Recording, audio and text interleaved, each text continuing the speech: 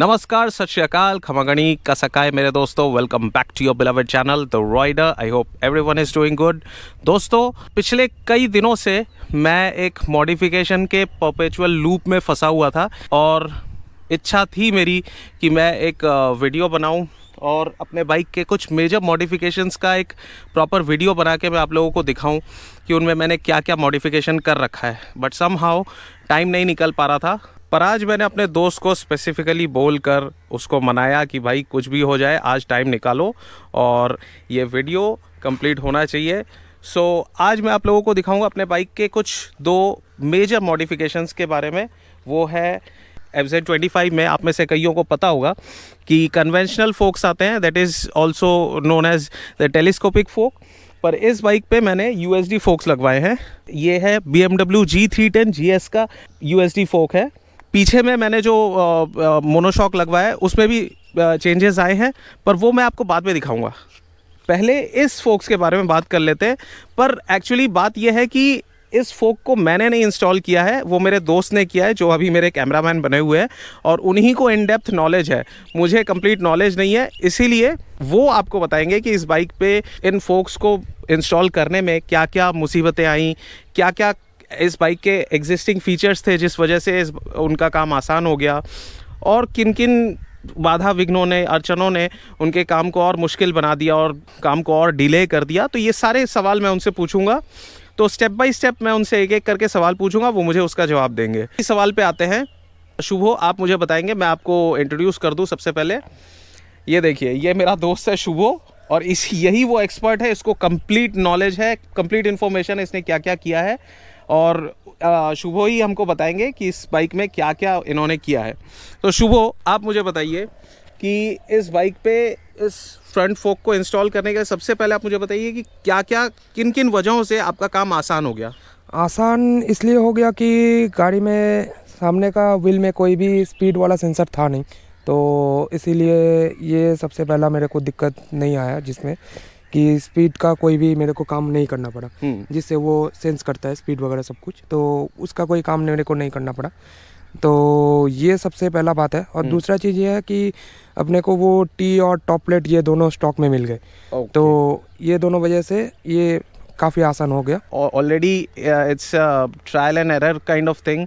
और जो भी इस फील्ड में जुड़े हैं उनको इतना बेसिक नॉलेज होगा कि it's all about balancing and trade offs. मतलब कभी भी आप कोई भी चीज़ चेंज करते हो तो ऐसा नहीं है कि सिर्फ आप गेन ही कर रहे हो, कहीं ना कहीं आपको कॉम्प्रोमाइज़ भी करना पड़ता है। नहीं पड़ता है। हाँ, तो आप बताइए कि अब क्या क्या मुसीबतें आई आपके सामने, क्या क्या बाधा विघ्न आए, वो आप मुझे बताइए। तो मुसीबत सबसे पहले जो आया मेरे को, जो लगा कि BMW का फॉर्क इंस्टॉल हो रहा है, साथ में KTM का टॉप प्लेट और वो टी जो है वो इंस्टॉल हो रहा है। तो इसमें गाड़ी का जो स्टॉक जितना भी हार्डवेयर किट रहता है, जैसे कि कॉन्सेट हो गया, व्हील बेयरिंग्स हो गया, एक्सेल रॉड वगैरह हो गया, तो ये सब मेरे को स्टॉक में चाहिए था, ताकि ये गाड़ी जब यामाहा का सर्विस सेंटर या ऐसे किसी भी जगह पे घुसे, वहाँ पे स्टॉक पार्ट से ये गाड़ी रिपेयर हो सके।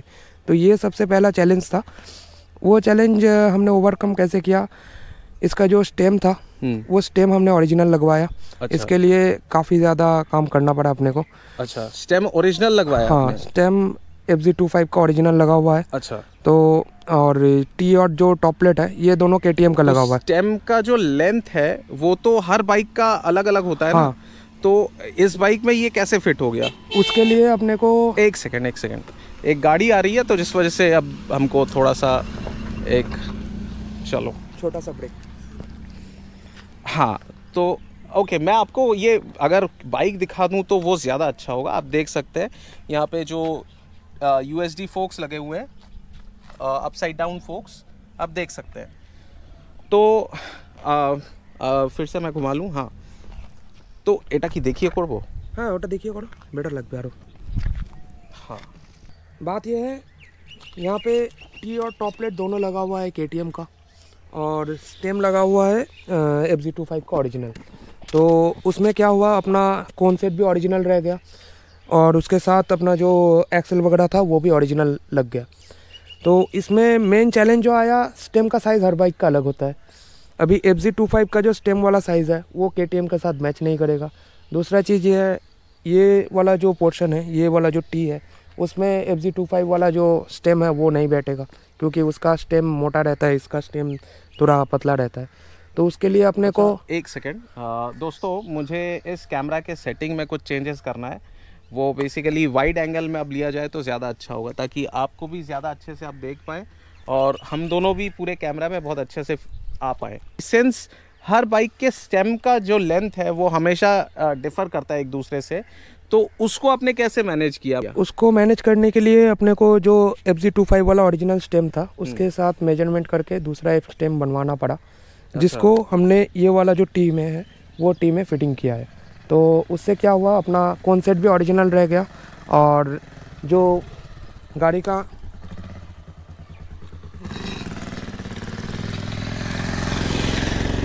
तो उसमें क्या हो गया, गाड़ी का जो भाई साहब इतने कंसिडरेट थे कि यहाँ से जाते समय वो स्लो हो गए और हमसे पूछ रहे कि मैं किधर से जाऊँ। तो ये जो वहाँ से 220 वाले भाई साहब जा रहे हैं, थैंक यू। मैं उनको भी बोलना चाहता हूँ, अगर वो वीडियो देखेंगे तो वही उनको पता चलेगा कि हम आभारी हैं कि वो इतना कंसिडरेट थे हमारे लिए। तो हाँ, अब बताइए कि अब वो नया स्टेम तो बन गया, वो नया स्टेम इसमें फिटिंग भी हो गया, उसमें अपना कॉन्सेप्ट भी ओरिजिनल वाला लग गया। लेकिन इशू जहाँ पे आया, टॉप प्लेट पे आया, क्योंकि इसका जो टॉप प्लेट वाला जो बोल्ट रहता है ऊपर से जिसमें टाइट होता है ये, तो वो वाला बोल्ट काफ़ी ज़्यादा मोटा था। मतलब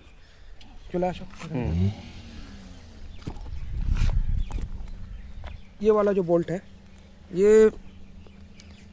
ये वाला जो बोल्ट है, ये बोल्ट में ये पूरा टॉप प्लेट बैठा हुआ रहता है। तो ये वाला बोल्ट काफ़ी ज़्यादा मोटा रहता था, मतलब KTM का जो रहता है वो काफ़ी मोटा रहता है, और FZ25 का जो कौन सेट है वो उसमें नहीं घुस रहा था। तो यहाँ पे फिर से अपने को काम करना पड़ा, यहाँ पे फिर से एक स्लिप बनवा के लगा के उसके बाद इसको फिर से काम करना पड़ा लेद में घुसा के, तो तब जाके ये सही से फिटिंग हुआ। अच्छा, तो यही है। बाय द वे, लेद को क्या बोलते हैं अंग्रेजी में? लेद को ये तो अपने को भी नहीं पता, क्योंकि दोस्तों अगर आपको पता है लेद को अंग्रेजी में क्या बोलते हैं तो वो आप कमेंट सेक्शन में प्लीज़ बताइए, हमको भी थोड़ा नॉलेज मिल जाएगा। मुझे भी नहीं मालूम, और इस वीडियो को बनाने से पहले मैंने रिसर्च नहीं किया, तो अगर आप लोग को पता होगा तो आप लोग कमेंट्स में ज़रूर बताइएगा। और उसके बाद ये वाला पूरा पार्ट कंप्लीट हो गया। हाँ। हमने पूरा कवर कर लिया। अभी ये फॉर्क वगैरह सब कुछ इंस्टॉल हो चुका है। फोक्स इंस्टॉल हो चुके हैं, पर उसके अलावा हमको कैलिपर्स में चेंजेस करने पड़े, टायर के कॉन्फ़िगरेशन को चेंज करना पड़ा, और इवन मड गार्ड भी हमको चेंज करना पड़ा। तो उसमें क्या क्या चेंजेस आए, मड गार्ड और कैलिपर्स कौन से बाइक के लगाने पड़े आपको? सबसे पहले जो हुआ, इसका जो रोटर रहता है वो रोटर रहता है लेफ्ट साइड में, सॉरी राइट साइड में रहता है, और BMW का जो स्टॉक सेटिंग आता है उसमें रोटर रहता है राइट साइड में। तो पूरा रिम को घुमाना पड़ा। इससे क्या हुआ, टायर का रोटेशन चेंज हो गया, तो टायर का रोटेशन घुमा देने से ही काम हो गया अपना। लेकिन इसका जो कैलिपर्स है, ये कैलिपर्स अपने को नहीं मिल रहे थे BMW वाले, और वो काफ़ी ज़्यादा एक्सपेंसिव भी थे। तो हमने क्या किया, यहाँ पे KTM वाला कैलिपर बिठाया है, और ये काफ़ी ज़्यादा इजीली अवेलेबल भी है, और इसका जो ब्रेक पैड वगैरह है वो भी आसानी से मिल जाता है। KTM का कौन से बाइक का, मतलब ये क्या ये सारे KTMs का? सारे KTMs का सेम ही रहता है। ओके, मतलब तो ये वाले जो कैलिपर्स है ये सारे KTM के मॉडल्स में लगते हैं, मतलब ड्यूक सीरीज के? ड्यूक RC दोनों में ही सेम। अच्छा, ड्यूक और RC सब में ही यही वाले कैलिपर्स लगते हैं, और एडवेंचर का अलग है? नहीं, एडवेंचर में भी सेम। एडवेंचर में भी सेम ही लगता है, मतलब सारे ड्यूक्स में यही वाले कैलिपर्स लगते हैं। बाइबर का है, और मेरा जो स्टॉक था वो भी बाइब्रे का ही था basically, which means by Brembo. और सिंस कैलिपर इस साइड था तो हमको जो ब्रेक पैड और वो उसको क्या बोलते हैं, रोटर जो है, ब्रेक का रोटर, वो भी हमको लेफ्ट साइड में लाना पड़ा, क्योंकि FZ25 का स्टॉक में राइट साइड में रहता है। हाँ। सिंस टायर को घुमाना पड़ा हमको, टायर को इसलिए घुमाना पड़ा क्योंकि ब्रेक्स इस साइड में आ रहे थे, और ब्रेक्स को इस साइड में लाकर आपको क्या क्या मुसीबतें आई वो आप बताइए। मुसीबतें सबसे पहले जो ये आया, कैलिपर तो सबसे पहले नहीं बैठ रहा था इसमें, तो उसके लिए माउंट्स को अल्टर करना पड़ा फिर से। तो माउंट्स अल्टर करने के बाद जो हुआ, ये रोटर जो था वो रोटर कैलिपर में टच हो जा रहा था, उससे क्या होता है वो हाँ, ब्रेक जब भी बाइक चला रहे हैं तो एक बहुत वियर्ड सा हाँ। खस खस खस खस करके आवाज आ रहा था हर रोटेशन में। तो उसके लिए फिर से स्पेसर डालना पड़ा इसमें।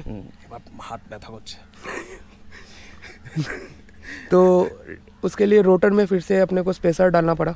वो स्पेसर का मतलब मान लो 4 से 5 बार मैं स्पेसर डाल चुका हूँ इसमें।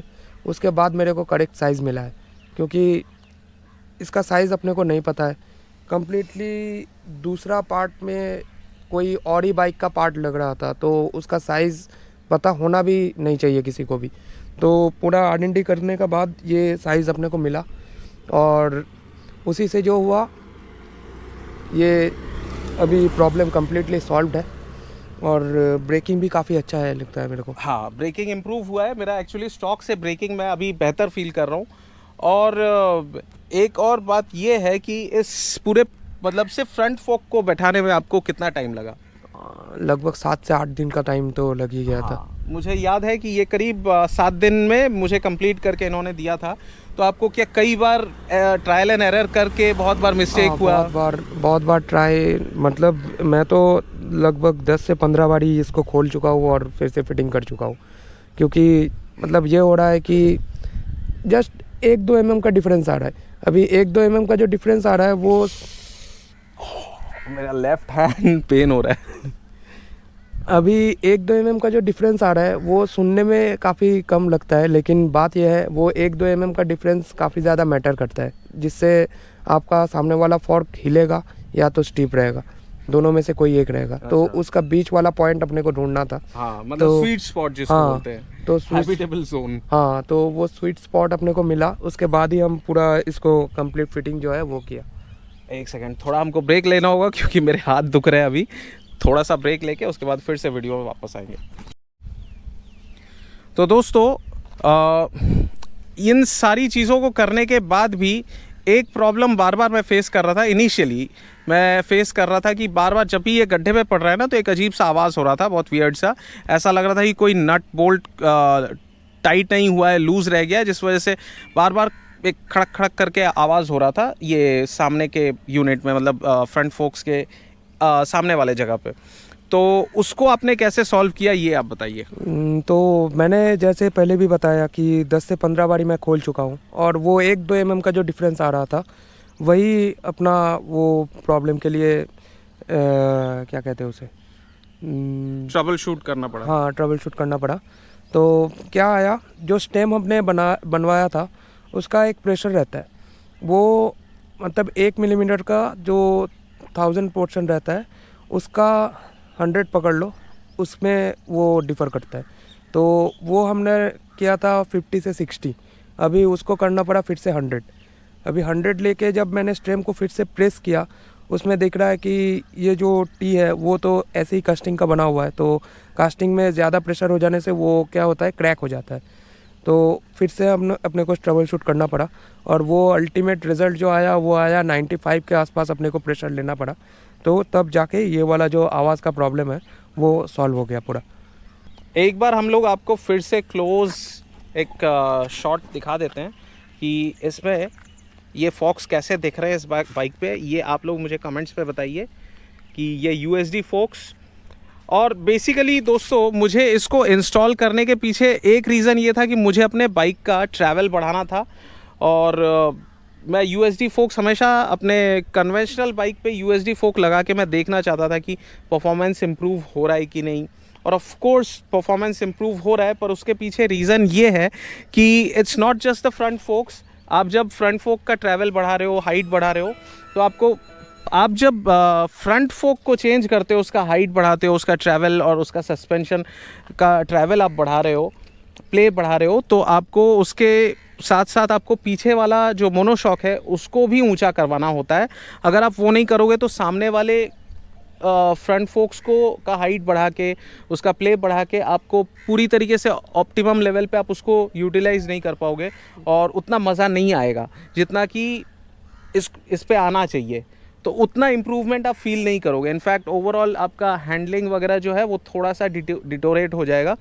तो उस चीज़ को बैलेंस आउट करने के लिए हमने पीछे का मोनोशॉक, जनरली कई लोग क्या करते हैं कि पीछे के मोनोशॉक में एक क्लैंप लगा देते हैं, क्लैंप लगा देते हैं, क्लैंप लगा देते कर लेते हैं। तो हमने वो नहीं किया, हमने पूरा का पूरा मोनोशॉक ही चेंज कर दिया और मोनोशॉक बैठाया किस बाइक का, एक्सपल्स 200 का मोनोशॉक बिठाया गया है। एक्सपल्स 200 का मोनोशॉक बैठाया, जो कि सबसे कॉस्टली होता है। जितने भी सिंगल सिलेंडर मोटरसाइकिल्स इंडिया में बिकते हैं उनमें सबसे कॉस्टलीस्ट मोनोशॉक होता है एक्सपल्स 200 का। नहीं है, मतलब जितना भी बाइक्स है इंडिया में बिकता है, इवन ZX स्टैंडर्ड से भी कॉस्टली है ये एक्सपल्स का मोनोशॉक।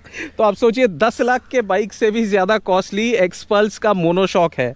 मतलब जहाँ पर कि FZ25 का जो स्टॉक मोनोशॉक है उसका प्राइस करीब 3 से 4 हज़ार मैक्सिमम, नहीं 2800 से 3000 में आ जाता है। 2800 से 3000, चलो ज़्यादा से ज़्यादा 4000 पकड़ लिया, ठीक है, एकदम हायर साइड में, कि मुझे एक्चुअली पता नहीं है, पर 4000 पकड़ लिया। फिर भी इसका प्राइस 18000 होता है ना? नहीं 9500 रहता है इसका। ओके, खाली पीछे का जो नॉर्मल वाला शॉक रहता है उसका, और रैली किट वाला उसका रहता है 11,000 कुछ समथिंग रहता है उसका। ओके ओके ओके, तो रैली किट वाले का और प्राइस ही है। हाँ। खैर रैली किट वाला तो और ऊंचा होगा, उसका प्ले और ज्यादा होगा, मुझे उतने की वाला ही लगा हुआ है क्योंकि वो माउंट वगैरह हमने छोटा किया था। ओके, तो ये रैली किट वाला ही है।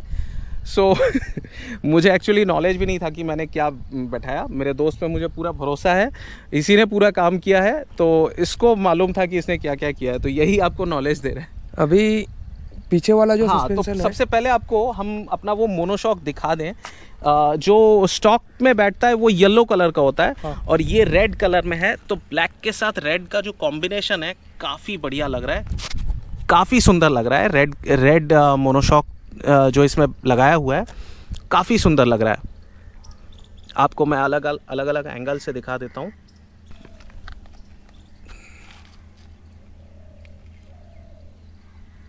तो आपने देखा कि इसमें मोनोशॉक जो लगा हुआ है वो है एक्सपल्स 200 का। हाँ। अभी एक्सपल्स 200 रैली का जो मोनोशॉक रहता है वो इतना, मतलब हाइट इतना ज़्यादा हो जा रहा था कि गाड़ी फ्रंट बायोस हो रहा था सबसे पहले। दूसरा चीज़ ये हो रहा था कि मतलब गाड़ी चलाने में आपको टिपटो हो जाएगा, वो आपको ठीक से बैलेंसिंग वगैरह, और गाड़ी अगर आप कहीं पे खड़े हो रहे हो तो वहाँ पे आपको ठीक से पैर भी नहीं आएगा।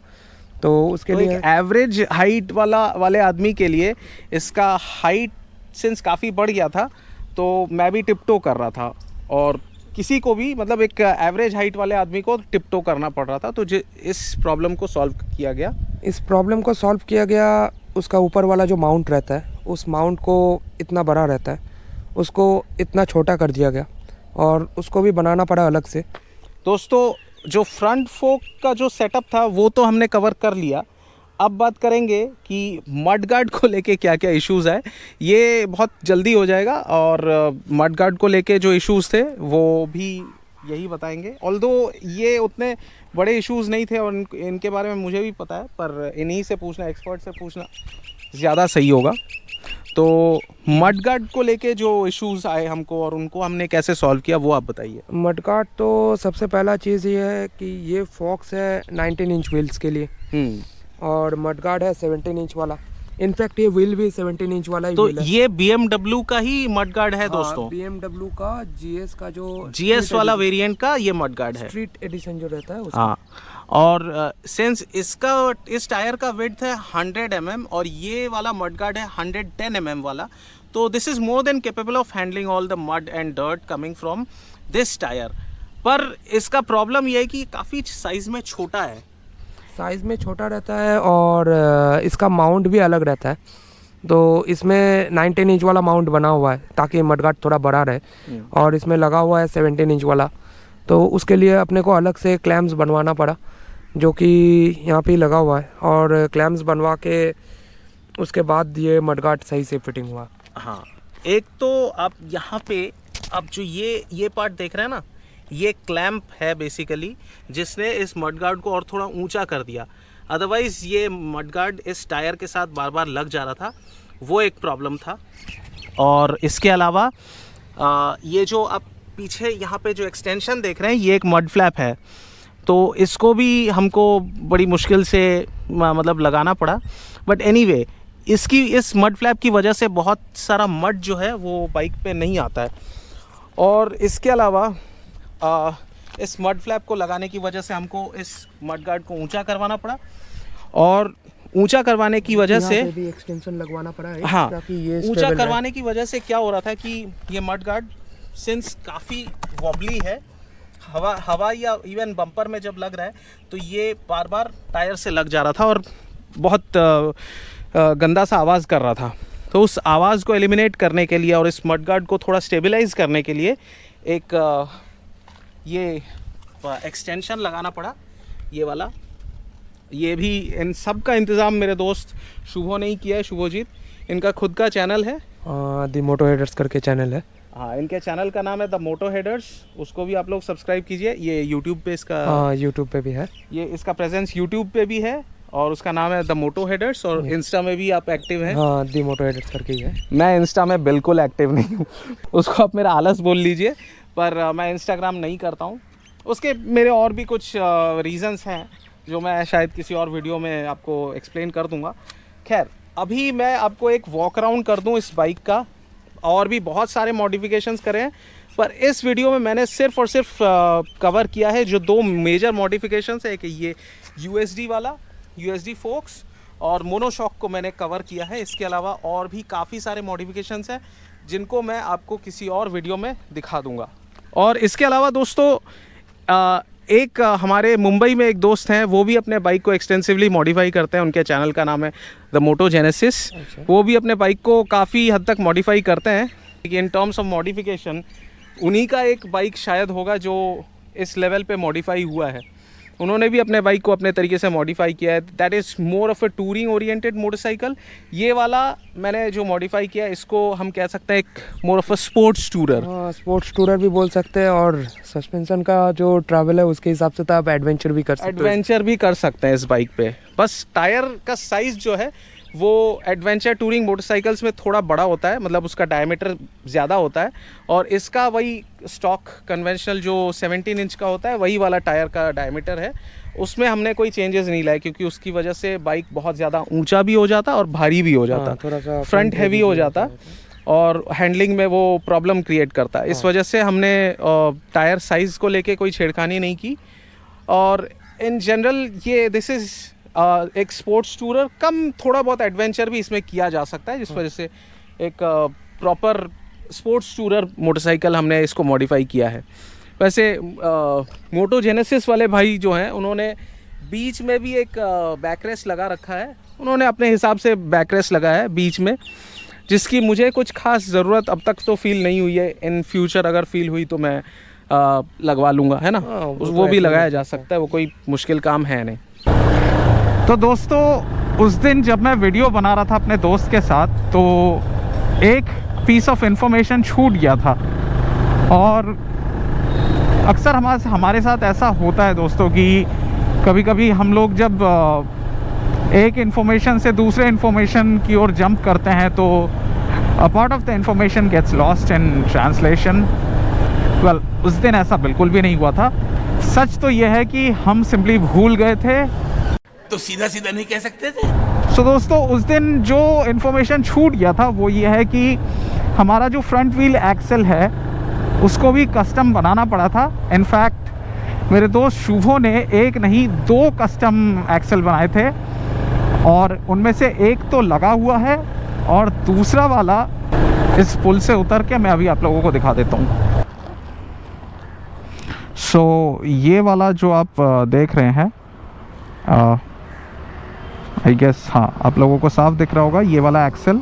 इस पे फोक स्लाइडर लगाने का प्रावधान भी है, वो फैसिलिटी भी है कि आप इसमें फोक स्लाइडर लगा सकते हैं।